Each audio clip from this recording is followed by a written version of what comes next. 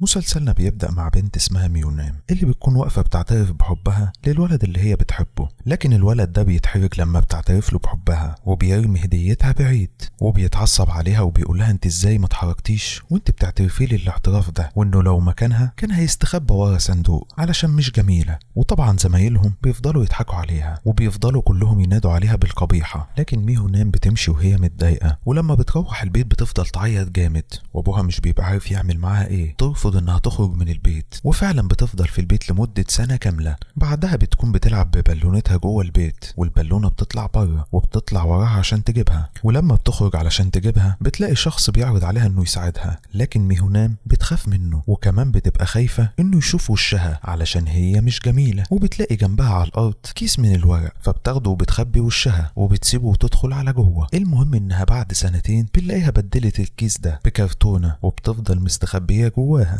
وبتحس انها مستريحة كده ومفيش اي ضغوط عليها. المهم ان الصندوق ده بقى شريكها في الحياة وما بقتش تقدر تستغنى عنه، وفضلت 3 سنين محتفظة بيه بالشكل ده. وبتكون ميهونام مكونة صداقات على النت مع ناس ما تعرفهمش، وبتكون عايشة مع ابوها واخوها الصغير. طبعا ابوها بيكون زعلان جدا وبيكون عايز يشوفها وبيكون عايزها تعيش حياة عادية زي كل البنات، وفعلا بيروح لدكتورة نفسية عشان يستشيرها في حالة بنته، وبيقعد يحكي للدكتورة انه تعب من حالة بنته جدا، وبيقول لها انه جاب لها المدرسين لحد باب البيت علشان هي مش عايزة تروح المدرسة، لكن الدكتورة بتقترح عليه انه لازم يخرجها من الحياة اللي هي فيها ولازم يغصب عليها انها تروح المدرسة وانها لازم تخرج. بالليل وهم بيتعشوا ابوها بيقول لها انه سجل اسمها في المدرسة بتاعت اخوها وانها هتبدأ الدراسة من تاني يوم. طبعا ميهونام بتتصدم وبتفضل تصرخ عليه وبتقول له انها مش بتحبه، وابوها بيحاول يشيلها الصندوق من على دماغها، لكن ميهونام بتصرخ وبتفضل تعيط وبتفضل تترجع علشان ما يوديهاش المدرسة عشان مش هينفع تروح والصندوق ده على وشها. ابوها بيتأثر من كلامها وبيكون زعلان جدا، لكن بيفضل مصر انه هيوديها المدرسة. وبتروح ميهونام على اوضتها وهي بتعيط. لما اخوها بيروح لها بيكون لابس صندوق زيها وبيدخل يهزر معاها، لكن ميهونام بتكون منهارة من العياط. واخوها الصغير ده بيكون جايب لها صندوق جديد وبيطلب منها انها تشيل الصندوق القديم وتلبس الصندوق الجديد.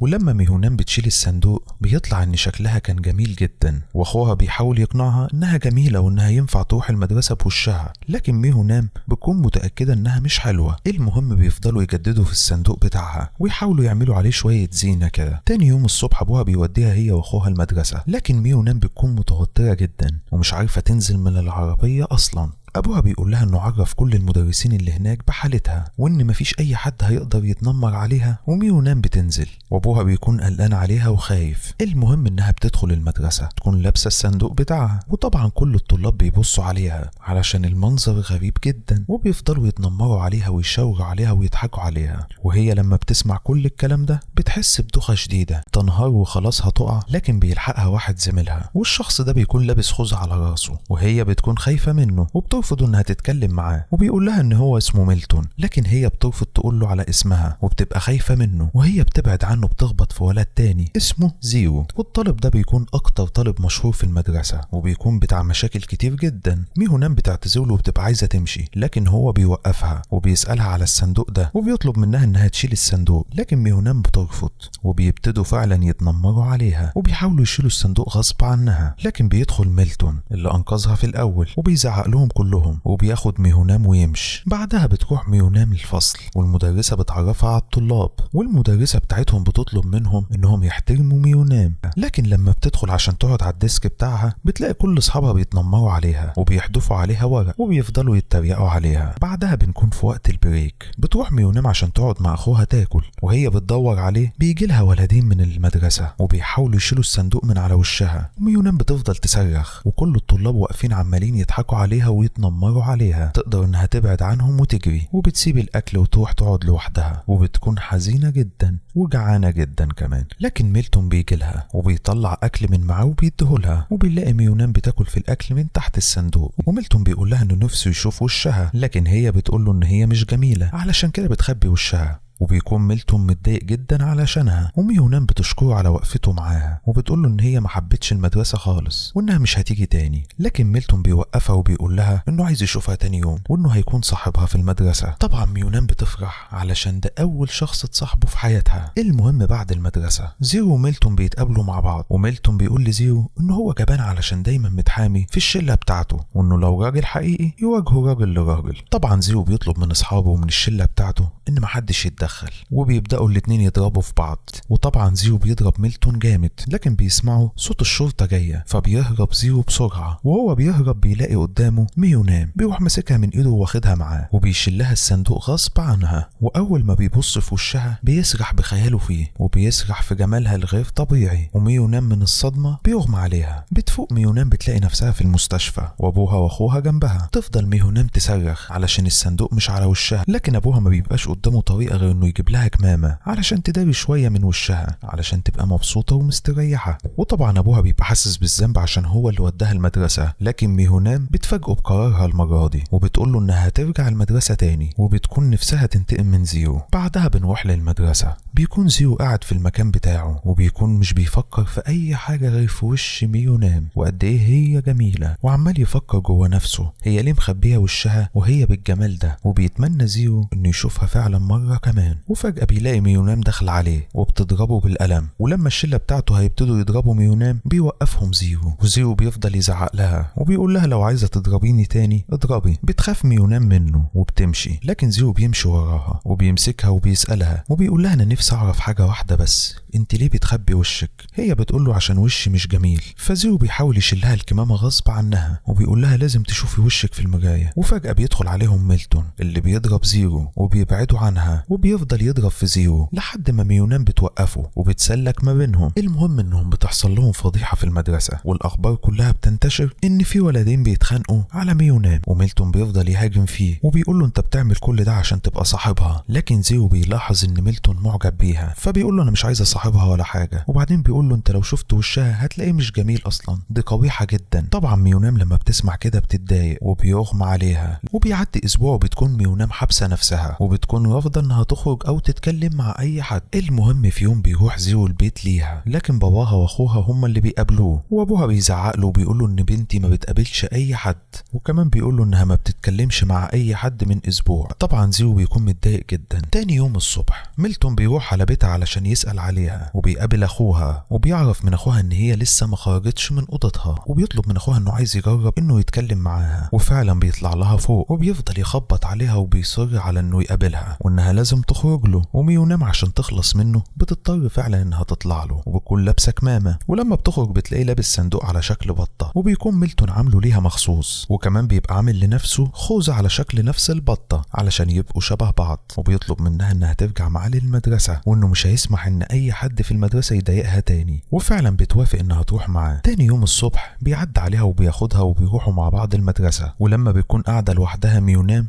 زيرو بيروح لها وبيخبطها على الصندوق كده خبطه خفيفه وبيقف وبيتاسف لها على اللي عمله معاها. لكن اخوها الصغير بيفكر ان زيرو بيضايقها فبيجيله وبيزعق له وبياخد اخته وبيمشي. وهم في المدرسه بنلاقي بنت اسمها اسون تروح لميونام وميلتون وتقعد معاهم، تطلب من ميونام المساعده وان شله زيرو بيتنمروا عليها وان هي بس اللي قدرت تقف قدام الشله دي وانها عايزاها تساعدها. وميونام بتتاسف لها وبتقول لها انا مش هتدخل مع زيرو ده تاني في اي مشكله، وبتمشي ميونام وتسيبها. بنروح لوقت الغداء بنلاقي مجموعه طلاب تانيين جايين لميلتون وميونام وبيطلبوا منها نفس الطلب بتاع اسون، وان زيرو والشله بتاعته بيتنمروا عليهم. وفي نهايه اليوم المدرسي اسون بتجيلها وبتقول لها ان زيرو بيضرب اخوها. طبعا ميونام بتجري وبتروح على هناك وبتلاقي شله زيرو فعلا بيضربوا في اخوها. تدخل ميونام وبتطلب من زيرو انه يوقف شلته عن ضرب اخوها، وفعلا بيسمع كلامها وبيبعد شلته عن اخوها وبيقول لها ان اخوك اللي بدأ. لكن ميونام بتتعصب عليه وبتقول له انت وشلتك عمالين تتنمروا على كل الطلاب اللي في المدرسه. لكن زيرو لما بيسمع كده بيستغرب جدا وبيقول لها انا ما اتنمرتش على حد. فبترد اسون وبتقول له شلتك كلها بتتنمر على كل الطلاب ومبهدلنا. زيرو بيلف لاصحابه وبيفضل يضرب فيهم وبيزعق لهم وبيقول لهم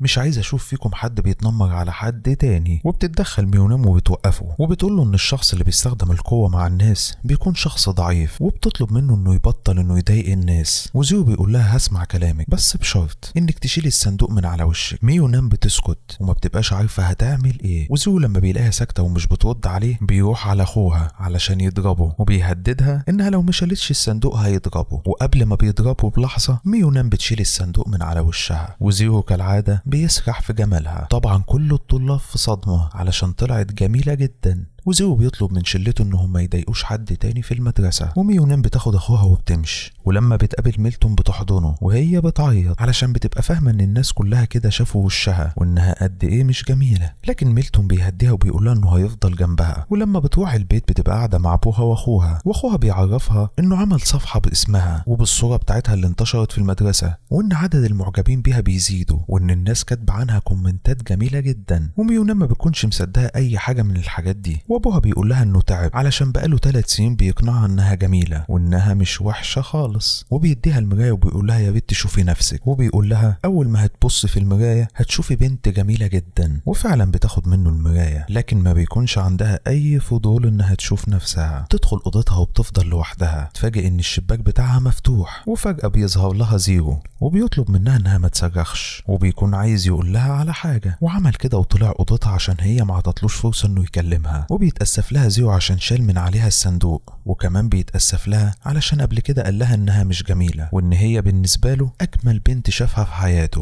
وبيرجع تاني يتأسف لها علشان خلاها تعيط، وبيوعدها انه مش هيكدب عليها بعد كده، وكمان عمره ما هيضايقها. وبيخرج من مكان ما جه. بعد ما بيسيبها ميونام بيجيلها فضول انها تشوف نفسها بعد كلام زيرو ليها، وفعلا بتبص لأول مرة في المراية وبتلاقي نفسها جميلة جدا، وما بتكونش مصدقة ان شكلها بالجمال ده. تاني يوم الصبح بتروح المدرسة من غير الصندوق. كل طلاب المدرسة عمالين يبصوا عليها وعلى قد ايه هي جميلة. ولما ميلتون بيشوفها بيقول لها انها جميلة جدا، وبيقعدوا الاتنين يتكلموا مع بعض شوية. وهم قاعدين بيتكلموا بيشوفوا بنت جميلة جدا، وأسوم بتعرفها ان البنت دي اسمها فيفان، وبتقول لها ان دي رئيسة الطلاب وان معروف عنها انها مغرورة. بعدها ميونام بتقابل فيفان في الحمامات، وفيفان بتكلمها وبتقول لها انها متابعة اخبار على صفحة المدرسة وان هي كمان معجبة جدا بيها. وبتكون فعلا بتكلمها فيفان بكل تواضع. بعدها بنلاقي زيرو بيعمل مشكلة تانية، وميونام بتروح له وبتوقفه تاني وبتقول له انت وعدتني انك مش هتضايق حد ولا تتنمر على حد تاني. لكن زيرو بيقول لها انا بتخانق معاهم علشان علقوا على صورتك بطريقة وحشة، وانا مش هسمح باي حد يقول عليكي اي كلمة وحشة. لكن ميونام بتطلب منه انه ما يأذيش حد، لكن زيرو بيصرخ بصوت عالي وبيقول لكل الطلاب ان اللي هيكون ضد ميونام هيكون عدو لي انا كمان. بعدها بيطلب من الطلاب كلهم انهم يمشوا علشان بيبقى عايز يتكلم مع ميونام لوحدهم. وميونام بتقول له يا ريت تبعدني عن المشاكل بتاعتك دي. لكن زيرو بيضايقها شوية وبيقول لها انه مش هيبعد عنها، وان هي كمان تجهز نفسها علشان تتعامل كل يوم مع المشاكل بتاعته. وميونام بتمشي وتسيبه. بعدها ميلتون بيروح لزيرو وبيسأله انت عايز ايه من ميونام. وزيرو بيقول له هقول لك الحقيقة كلها، انا في الاول كنت متضايق منها وعايز اضايقها، لكن بعد كده بقيت عايز ابقى مهتم بيها في كل حاجة في حياتها. لكن ميلتون بيقول له انا مهتم بيها وملكش انت فيه، خليك انت في حالك وابعد عنها. لكن زيرو بيتحداه وبيقول له انا هسيب الاختيار ده لميونام، هي اللي تختار ما بيننا. وده بيكون اخر مشهد في الجزء الاول. بيبدأ الجزء الثاني من المسلسل بصراع بين ميلتون وزيرو على مين فيهم يكسب قلب ميونام. وتاني يوم الصبح كل واحد فيهم بيروح لها البيت علشان كل واحد فيهم عايز يوصلها على المدرسة. ولما ابوها بيعرف من اخوها كويس في الدراسة وفي بنات كتير معجبة بيه، وزيرو هو الشخص اللي كان بيتنمر على ميونام، ابوها بيختار ميلتون هو اللي يوصلها. وزيرو بيمشي وهو زعلان. في المدرسة ميونام بتشوف زيرو وهو بيجبر كلب على الاكل، فبتروح له وبتعلمه ازاي يتعامل معاه. وفي الوقت ده ايفان بتشوفهم وبتكون متضايقة جدا وبيبان انها بتحب زيرو. بعدها بتروح البيت وبتلاقي زيرو في اوضتها، ولما بتزعق له وتطلب منه انه يمشي بيقول لها انا دي لابوكي وانت اللي هيحصل لك مشكلة مش انا. وبيقول لها اقول له ان انا طلعت الاوضة بتاعتك اكتر من مرة. اخوها بيسمعها وهي بتتكلم مع حد وبيدخل وبيستخبى زيرو، لكن اخوها بيشك فيها جدا علشان بتكون متوتره وبيقدر يشوف زيرو. ولما اخوها بيزعق له بتسكته وبتقول لزيرو انت جاي هنا ليه. فزيرو بيقول لها انا جاي عايز اعرف حاجه واحده، انت في حاجه بينك وبين ميلتون. لكن ميونام بترفض انها تجاوبه وبتمشيه من اوضتها. تاني يوم بنلاقي طلاب المدرسه بيطلعوا وميونام بتروح معاهم وبتكون متوتره لان الجو بيكون جديد عليها، وميلتون بيهتم بيها كالعاده. وسون بتاخد بالها ان ميلتون معجب بميونام، وزيرو بيكون بيراقبهم من بعيد وبيكون غيران جدا عليها. وفي نفس الوقت متضايق. لما أسون ومينتون يسيبوا ميونام ويروحوا يلعبوا، زيرو بيروح يقعد معاها وبيكون عايزها تقوم تلعب معاه، لكن ميونام بتكون خايفة ومش موافقة، فبيشيلها وبيكون عايز ياخدها بالقوة علشان تلعب معاه، وبيجبرها انها تنط من مكان عالي في المية. ورغم انها بتكون خايفة في البداية الا وان ده بيعجبها جدا. وبنلاقي اصحاب ايفان بياخدوا بالهم من زيرو وميونام وهما بيلعبوا مع بعض، فبيعرفوا فيفان وبيقولوا لها ازاي انت سايبة خطيبك بالشكل ده ويعمل كده مع واحدة تانية. بعدها بنلاقي فيفان بتروح لميونام وبتحكي لها انها تعرف زيرو من 10 سنين وما شافتوش خلال ال10 سنين بيضحك بالشكل ده، وبتقول لها ان اهلهم من زمان اتفقوا على الجواز وانهم في حكم المخطوبين دلوقتي وهيتجوزوا بعد التخرج.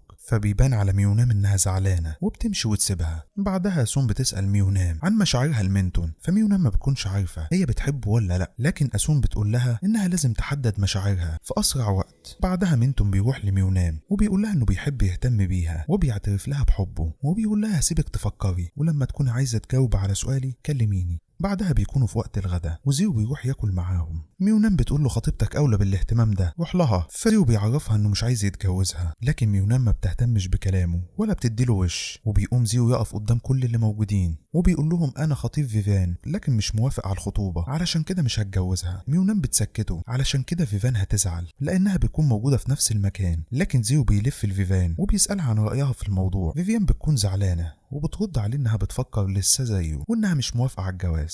بتمشي وتسيب المكان وميونام بتفضل تزعق لزيرو وتقول له انت اكيد ما عندكش اي قلب، وبتروح جري ورا فيفان تطمن عليها وبتقول لها ان مش هي اللي قالت لزيرو يعمل كده. فيفان بتقول لها انها مش زعلانه وانها متعوده على طريقته وان ما عملش كده مش هيبقى زيرو. بالليل بيكونوا هيتقسموا الفرق وهيلعبوا لعبه البحث عن الاشباح في الغابه، واسون بتقول لميونام انها تختار مينتون في فريقها وانها فرصه مناسبه تعترف له بحبها. المهم اسون بتحطهم في فريق واحد، واثناء مطاردتهم للاشباح زيرو بيروح يلبس لبس مرعب علشان يخوفهم، ولما بيظهر لهم مينتون بيخاف جدا وبيسيب ميونام ويهرب. فميونام ما بتكونش خايفه وبتكون عارفه ان ده شخص مش شبح وبتجري علشان تدور على مينتون. بتدخل اوضه ضلمه وتلاقي جواها شخص وبتفكر انه مينتون وبيكون باين جدا انه زيرو. المهم بتقعد تكلمه لكن هو مش بيرد عليها وبتقول له انها قررت تجاوبه على سؤاله، وبتقول له ان انت اول شخص وافقت انك تكون صاحبي وكمان بتخليني اضحك جدا وانا حاسه ان انا معجبه بيك. زيرو انتهز الفرصه دي وبيقرب منها وبيبوسها، وفجاه الطلاب كلهم بيدخلوا عليهم وفيفان ومينتون بيكونوا موجودين. واول ما ميونام بتشوف مينتون واقف بعيد وسطهم وان زيرو هو اللي جنبها بيغمى عليها. مينتون بيجري عليها ويضرب زيرو، وتاني يوم ميونام بتفوق وبتلاقي نفسها في المستشفى ومينتون جنبها وبيكون قلقان عليها وبيقول لها انا ضربت زيرو علشانك. فميونام بتقول له ده كان سوء تفاهم وانا كنت مفكره ان انت اللي قاعد معايا بس الجو كان ضلمه. مينتون بينسى اللي حصل كله وبيفرح لانها كانت هتعترف له بحبها. بعدها بيطلب من ميونام انها توعده انها ما تكلمش زيرو مره تانية، طبعا بتوافق وتوعده. بعدها بنلاقي صورتها هي وزيرو بتنتشر في المدرسه كلها، والبنات اصحابها بيضايقوها بالكلام وانها عايزه تخطف زيرو. وبنلاقي مدرسه من المدرسه بتطلب زيرو وميونام لمكتبها وبتهزقهم على الصوره وبتقول لها انت من يوم ما جيتي المدرسه وانت كل يوم بمشكله. ميونام بتعتذر لها وبتوعدها انها تبعد عن كل المشاكل. وبعد ما بيخرجوا من عندها زيرو بيحاول يكلم ميونام لكن هي بترفض وبتطلب منه انه يبعد عنها وما يتدخلش في حياتها تاني. بعدها بايام اسون بتقترح على ميونام انها تشترك في مسابقه الجمال في المدرسه، لكن بتكون ميونام رافضه وبترفض اكتر لما بتعرف ان فيفان مشاركه في المسابقه، وده عشان مش عايزه تتنافس مع حد.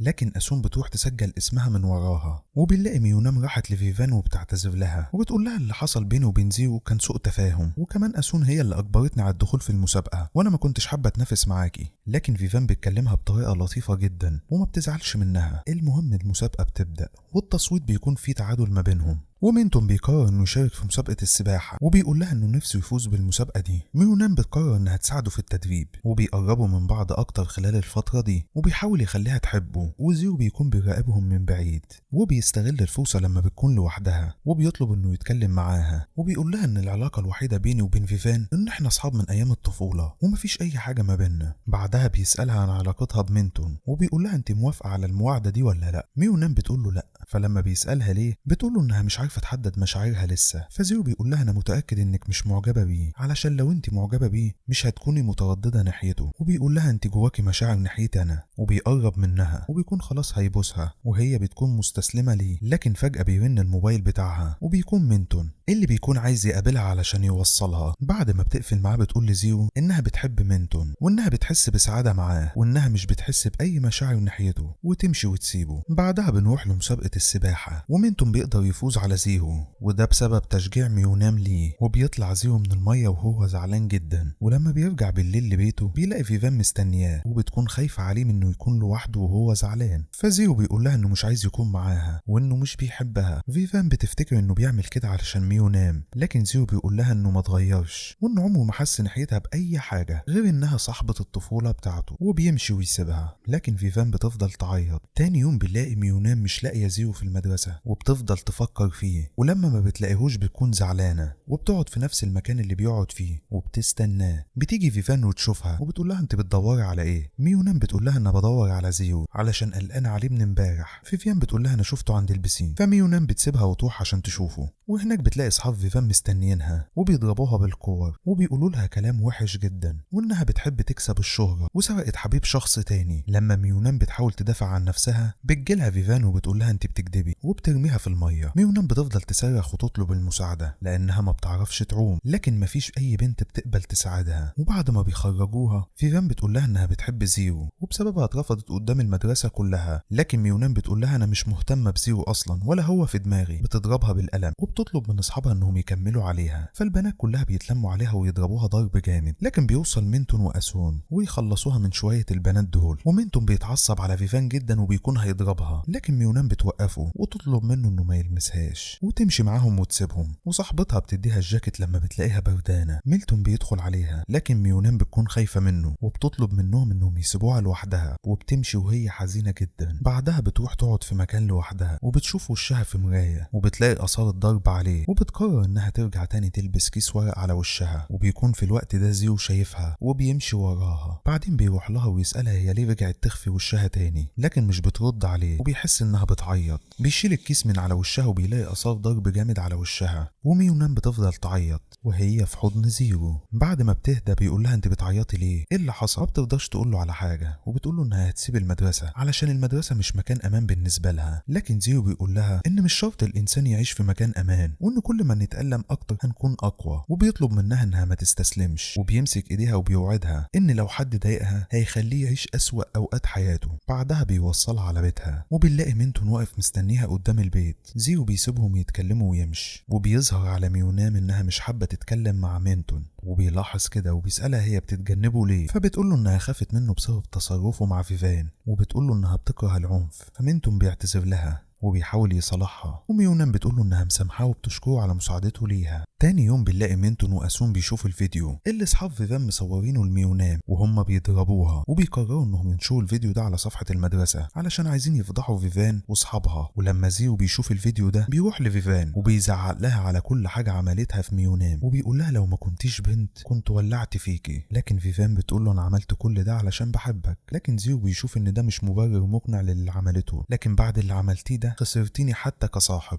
فيفان بتترجى انه يسامحها لكن بيمشي ويسيبها. اثناء ما بيكون ميونام مروح على بيتها في ولد كده بيكون بيراقبها وزيرو بياخد باله منه، ولما ميونام بتلاحظ بتخاف منه وبتطلع الباص وبيطلع وراها، فبتكون خايفه انه يركب جنبها. لكن بتلاقي زيرو هو اللي قاعد جنبها وبتحكي له انه في واحد ماشي وراها من المدرسه، فبياخدها وينزل من الباص. ولما بينزلوا بيكون في واحد هيخبطهم بالعربيه غصب عنه، فزيرو بيتخانق معاه وبيضربه والناس تصورهم ويتقبض على زيرو، لكن المحامي بتاعه بيقدر يخرجه. بتكون ميونام مستنياه وبتكون متضايقه منه، فزيرو بيقول لها انه متعود انه بيتقبض عليه كتير. بعدها بتاخده وبتعالج له الجروح بتاعته، وبتساله انت ليه بتدور دايما على المشاكل؟ فبيحكي لها انه وهو صغير كان عنده اخ، واثناء ما كانوا بيلعبوا عربيه خبطت اخوه ومات، واللي كان سايق هرب وما اتقبضش عليه لحد دلوقتي، وهو مش عارف يجيب حقه. وبسبب احساسه بالذنب بيحب يبين للناس انه قوي، وانه شايف انه يكون قوي افضل من انه يكون ضعيف. ميونام بتبقى شايفه انهم كده زي بعض قوي، وان كل واحد فيهم اختار لنفسه طريق علشان يهرب بيه من الحياه. فبتقول له انت ممكن تظهر ضعفك ده قدامي انا بس وما تمثلش طول الوقت. الكلام ده بيعجب زيرو جدا وبيكون فرحان. لما بترجع البيت بتلاقي مينتون مع باباها، وبيكون وراه الفيديو اللي انتشر لزيرو وهو بيضرب الشاب اللي كان هيخبط ميونام، وابوها بيزعق لها لكن هي بتدافع عنه وعن نفسها، وبتقول له ان زيرو حماها من العربيه اللي كانت هتخبطها. ابوها بيقول لها انا مش بمنعك انك تصاحبي حد،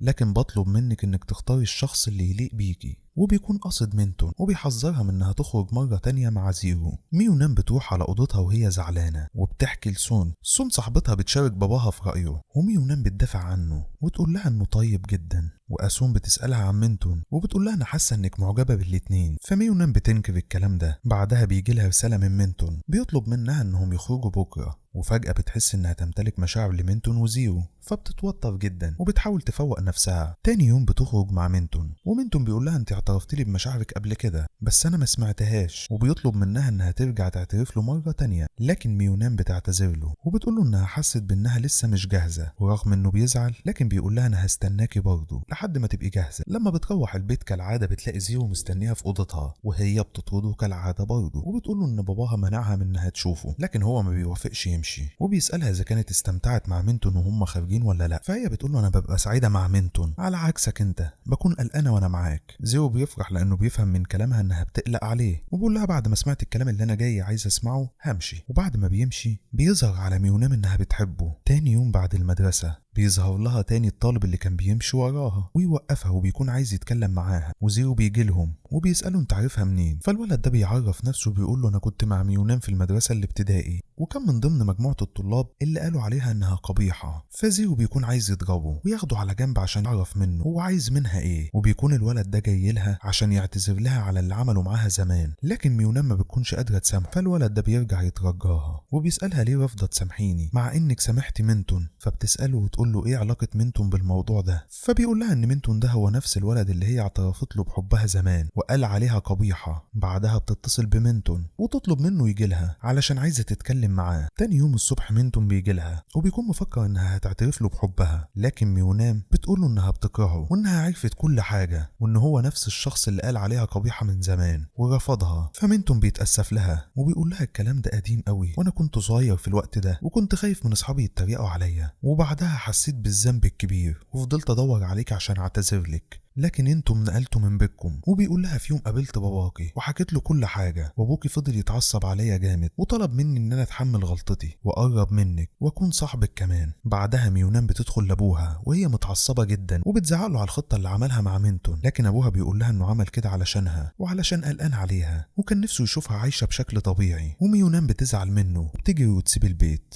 بتقابل زيرو وبتحكي له على كل حاجه حصلت وان باباها ومينتون خدعوها، لكن زيرو بيدافع عنهم وبيقول لها اكيد ابوك بيحبك، عمل الخطه اللي نفذها دي علشان ترجعي المدرسه، وكمان مينتون اكيد كان حاسس بالذنب وكان عايز يعتذر لك او يساعدك انك تخلصي من الموضوع ده، وانهم الاتنين في الاخر كانت نواياهم طيبه ليكي. وبيطلب منها انها ما تهربش من المشاكل وتروح تواجهها. بعدها بيروحها البيت وهناك بتلاقي مينتون مستنيها. لما مينتون بيشوف زيرو معاها بيتضايق وبيتخانق معاه وبيكونوا هيضربوا بعض، لكن ميونام بتوقفهم تقول له انها بتثق في زيرو اكتر منه. واثناء ما هم بيتكلموا زيرو بيشوف اتنين عمالين يقربوا منهم وبيرموا على ميونام حمض عشان يحرقها، لكن هو بينط وبينقذها والحمض ده كله بيقع عليه وبيحرقه هو. ومينتون بيطلع يجري ورا الاتنين، لكن وهو بيجري وراهم عربيه بتخبطه وبيقع مغمى عليه وكلهم بيروحوا على المستشفى. وبتكون ميونام جزء من الحمض جه على ايديها وحرق جزء صغير من ايدها، وبتقول لابوها ان اللي كان مقصود من الحادثه دي هو انا وزيرو استخدم جسمه عشان يحميني. ابوها بيعيط ويتاسف لها. بعدها بتروح تزور مينتون